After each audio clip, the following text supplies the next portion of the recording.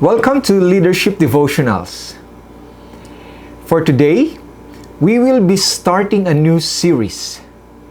And I am sure you will be excited about this series because this will be a topic about how Jesus led his disciples when he was here on earth. The principles of Jesus' leadership. This is the one that we are going to study little by little as we progress through the days here in our leadership devotionals. If you have been blessed with our previous episodes, if the previous episodes have helped you in your leadership journey, why don't you share this leadership devotionals in your timeline? Share this episode. Share those episodes that have helped you in your timeline. And by that, other people will be able to see this kind of ministry and this kind of growth and the way that leaders should be led in this world as we base our leadership models here on the scriptures, in the Bible. Of course, we always see that these modern leadership principles, we can always trace those in scriptures. And so, continue to share these leadership devotionals because I am sure more people will be blessed and more leaders will also be able to improve in their leadership journey. And so going back to our topic today, it is entitled Jesus on Leadership. And the subtitle of this episode is Christ and the Mission. Jesus devoted his ministry to developing the spiritual leadership of the people who would launch the first Christian communities. We know that he chose 12. He chose 12 and disciples. They were just common men. They were just people from the everyday walks of life. Some of them even were publicans. But Jesus saw something in these people. And so he called them and said, "Follow me." And from there, if you can remember our episode on Peter, yes, Peter was assertive. Peter was rash. Peter was self-centered. And he has even his self-serving goals. But Jesus patiently mentored him. Jesus patiently coached him. And we know that Peter became one of the more sturdy pillars of the early Christian church. And so Jesus devoted his ministry, his 3-year ministry, to developing the spiritual leadership of the people around him because he knew that once these leaders are fully developed in their leadership potentials, they will be able to lead the Christian church. Jesus will not stay here forever. He will ascend to heaven and he has another task there still for us. But the people who will be left behind, they will be the ones who will ensure the success of this Christian movement 2,000 years ago. So you see, for the Christian, leadership must be viewed and understood on Jesus' terms. How Jesus led, how Jesus mentored, how Jesus shepherded his flock, his followers. Leadership should be understood on those kind of terms, not those of modern leadership texts or manuals. So you may ask, what did Jesus say to his disciples about leadership? Or more importantly, how did Jesus model leadership for them? And so for today, Jesus modeled leadership to his disciples, showing to them that everything that he did, everything that the direction that he is going, all the words that he is speaking are all because of his mission. The point of exploration of leadership of Jesus must be his mission. Jesus understood his leadership that it is grounded in his mission. He affirmed this, and we can read this recorded in John 6 verse 38. He says, "For I have come down from heaven." We know that originally he was from heaven, and so he came down here in earth.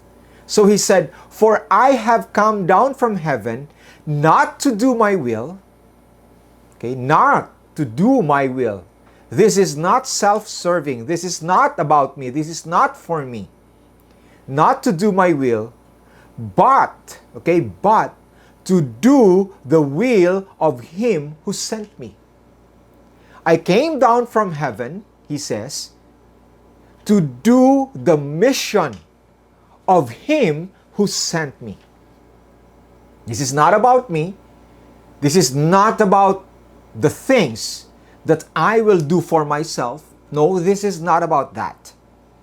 I am here and I was sent here to do his mission, to do his will.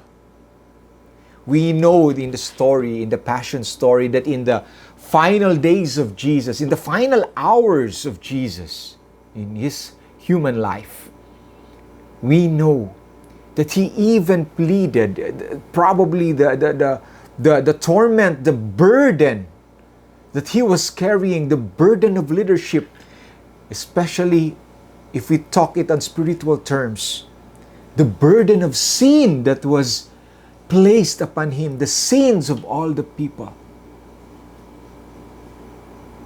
He said to his Father, "If it be possible, let this cup pass from me. Nevertheless, not as I will, but as you will." He is always cognizant of his mission. That's why he said, "Not as I will, but as you will." Luke 19:10 shows here how Jesus, how the mission of Jesus is so vivid before him. He said, "For the Son of Man," referring to himself, "for the Son of Man is come to seek and to save that which was lost." Yes, all of us human beings, we were lost in sin. And Jesus came down from heaven to do the will of the Father. And the will of the Father is for him to seek and to save, for him to bring salvation, to be able to offer hope for the people who are lost in sin. And that is you and me. John 10:10, chapter 10, verse 10 says, the second part of the text, it says, "I am come that they might have life." I am come. Jesus is saying that you and I might have life, and that they might have it more abundantly. Oh, this is a beautiful mission of Jesus Christ. Jesus led, so from this mission, Jesus led from his mission, and that mission was primary, formative, and guiding. These are the three characteristics of his mission. It was primary, it was the number one. It was formative, it formed the characters of the people around him. And it guided Christ, at the same time it guided the succeeding leaders in this Christian movement. It shaped all that he did.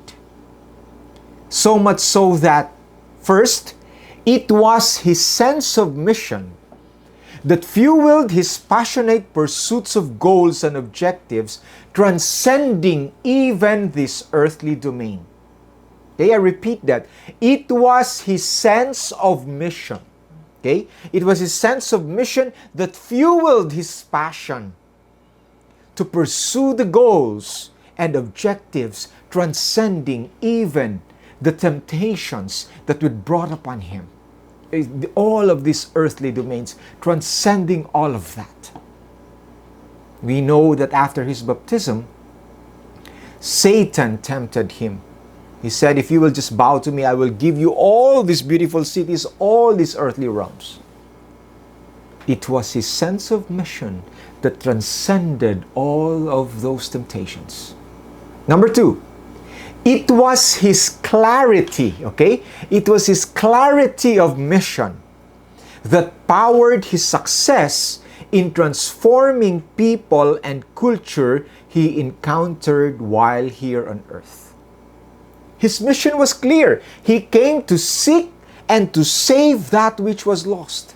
And so when he came to the house of Zacchaeus, there was a transformation that occurred in Zacchaeus, so much so that he was willing to pay back everyone that he has cheated on.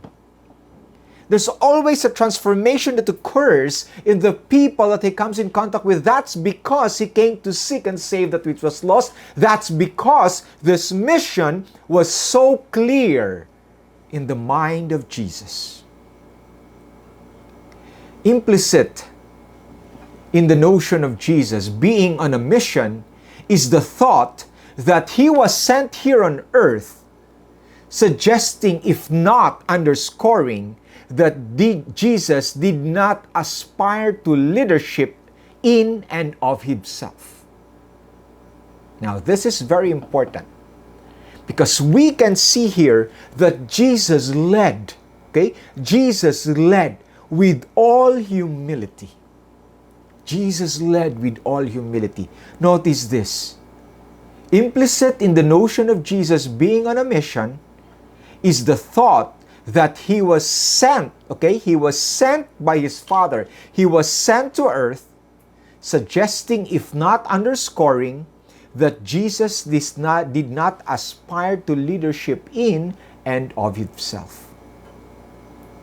As he led, Jesus never lost sight of the fact that his leadership is never and is not about him.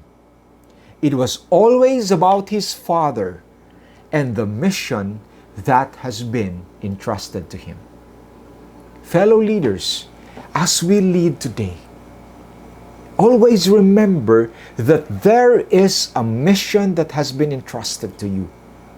There is a just cause that is bigger than ourselves, that is bigger than what we are doing, that is bigger than even our leadership.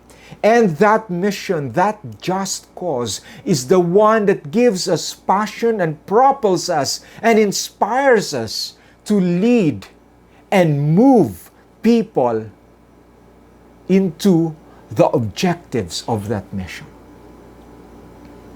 May we lead from that mission today. May we follow Jesus, that his clarity and sense of mission has never deviated, has never caused him to be away from what he is supposed to do. He was focused on the mission. He was forthright on his mission. He was passionate about his mission.